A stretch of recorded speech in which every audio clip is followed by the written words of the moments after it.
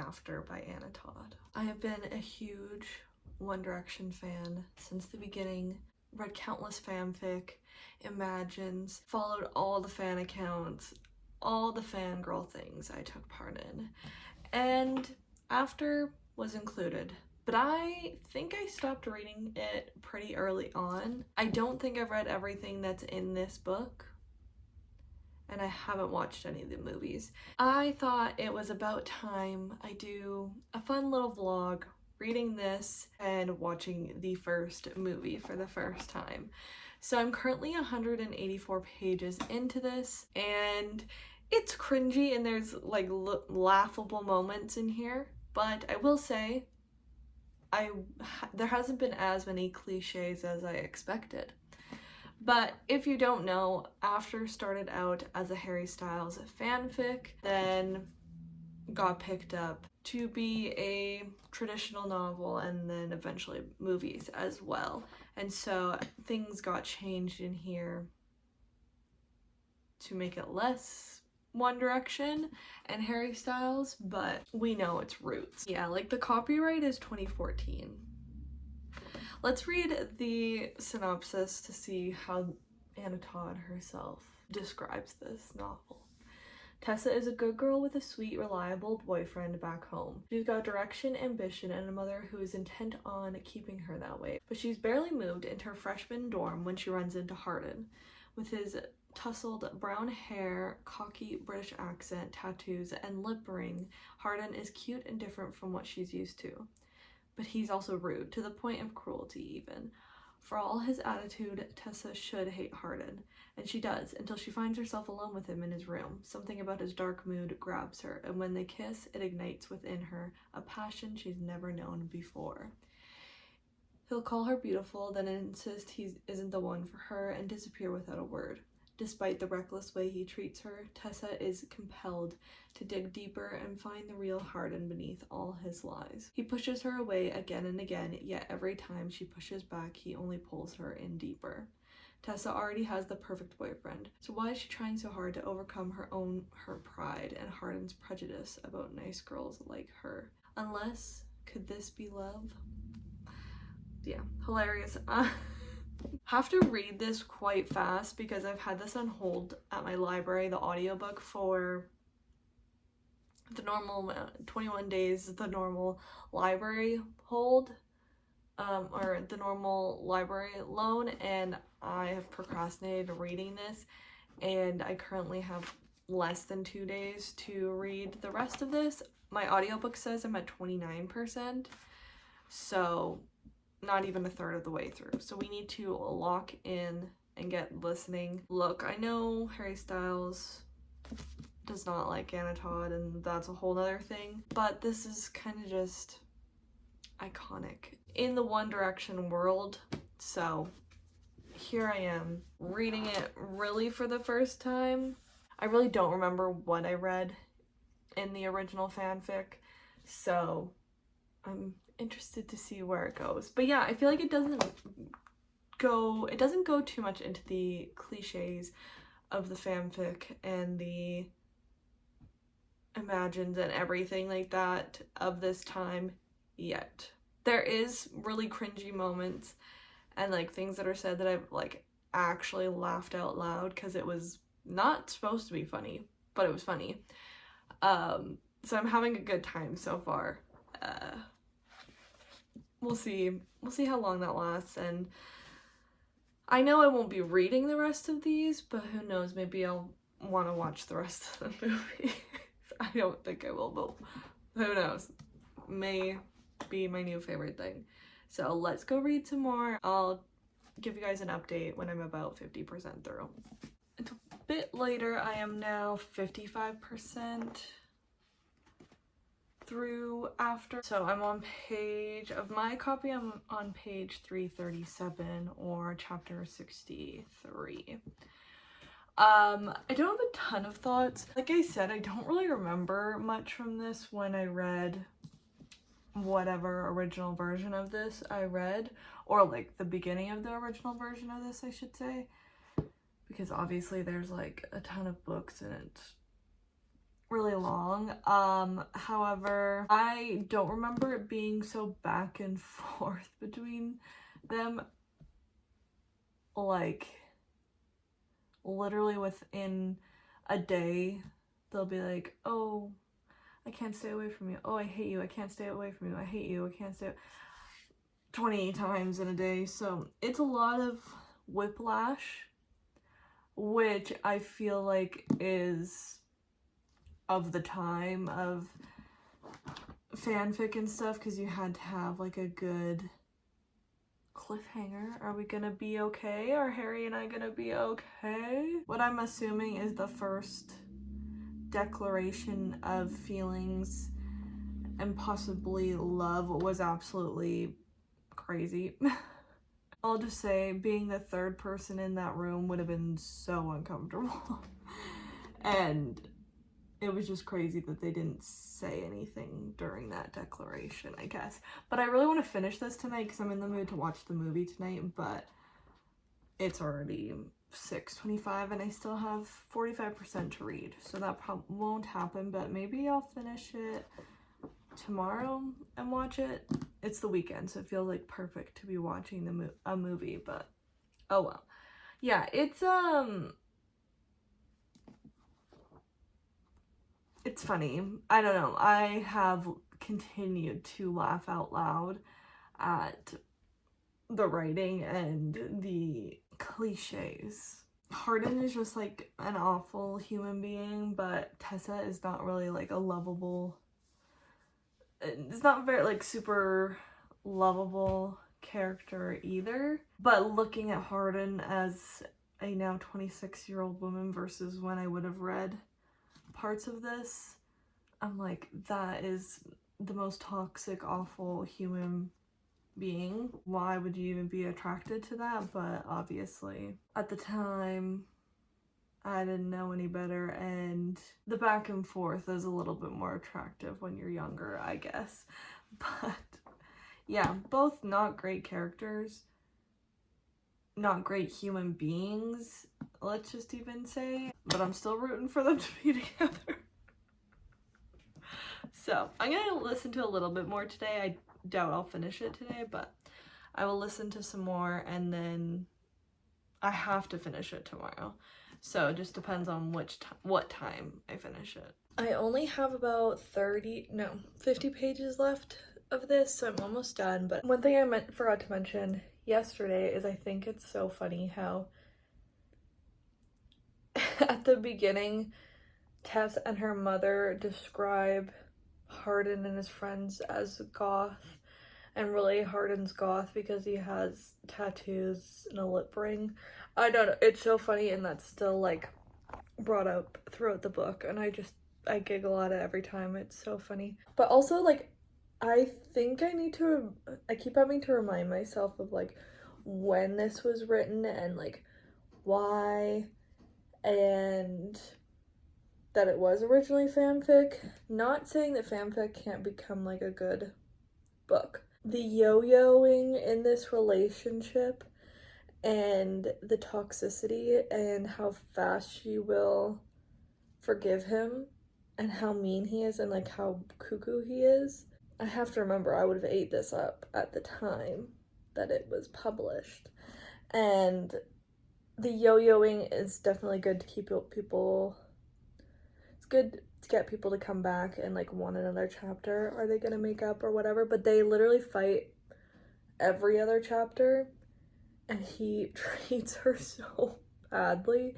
He is such a bad guy.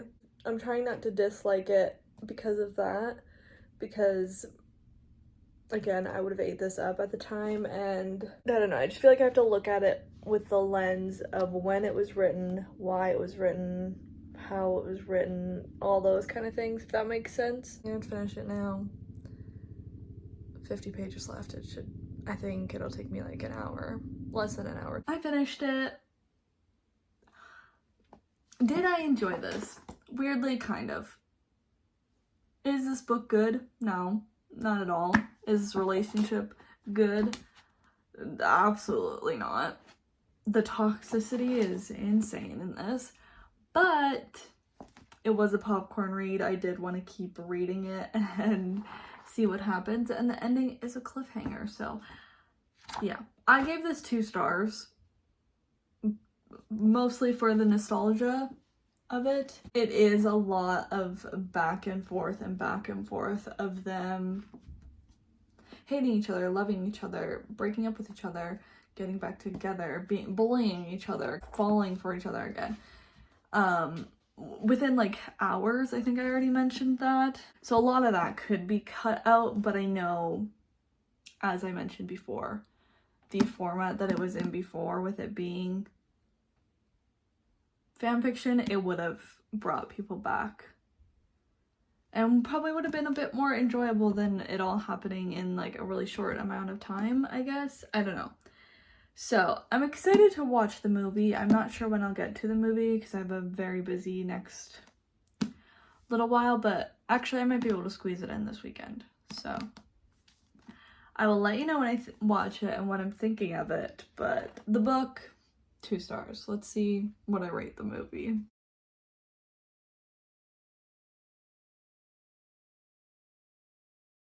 I am just over halfway through After. I'm actually I'm kind of enjoying it.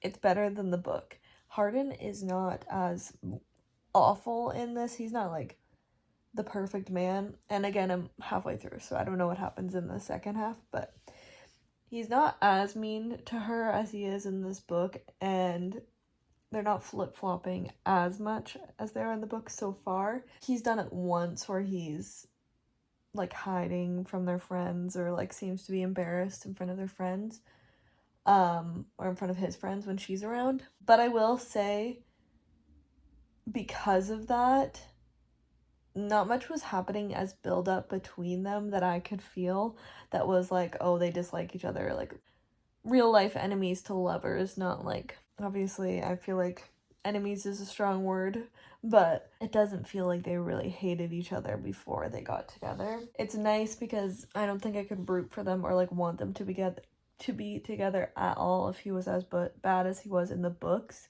or in the book, the first one. And I was like, how do people like these movies if he's acting like this? I know that they say this in the book, but her wardrobe is so bad. It feels more closer to like a 2012 outfit, and like probably more true to the times of when this was originally written, but this movie came out in 2019, and yeah, her outfits are awful. I did like the one little callback to the book. They didn't outright say it, but in the book they say how her favorite band is the Fray. And they don't outright say that in this movie so far, but they had it playing, one of their songs playing in the background of one scene of Hardin and Tessa, and I thought it was like, it felt perfect. It was really good. Like, it was a really good choice to put the song there and which Frey song they put there. The friends aren't in this as much as they are in the book so far. The stuff with her boyfriend, or her high school boyfriend, all of that gets shut down what seems earlier in the movie than in the book. Less romance is happening between Hardin and Tessa in the movie than in the book by the time that happens. If that makes sense. I'm trying not to spoil anything, but yeah, I'm actually enjoying it way more than I thought I would. I don't know, I'm not swooning over the relationship. There's not really much to swoon over, but I'm not really swooning over him, I should say, more like understanding why she can't stay away from him, because he's barely talked in this. They've both barely talked in this. I feel like there's a lot of quiet and silent parts. So, I don't know. I am enjoying it way more than I thought I would. We'll see how the second half goes, but I may end up watching more of these movies. I don't think I talked to you guys after finishing After the movie. I low-key enjoyed it a little bit. The characters are still not great. but they are less awful than they are in the book. Tessa's annoying. Her clothes are, oh my gosh, awful. I thought Tessa was worse than Hardin in the movie, like irritating wise, but vice versa in the book. I am going to watch the next movie. We'll see if I fall down the hole of watching all of them. I want to know what happens because it was a good ending. I think parts that they cut from this movie that I really wanted to, that I'm kind of disappointed about, but who knows, like maybe we'll see more of it. Specifically is Hardin's relationship with his dad. I really liked that development in the book, as well as Tessa's relationship with his new stepmom and his dad. I really liked that part in the book, and I felt like that made Hardin more likable as we learned his story, but also him forgiving his dad, at least to a certain extent, and building that relationship again, I think helped their relationship story-wise. Whereas in the movie, I don't know why they liked each other. They barely talked.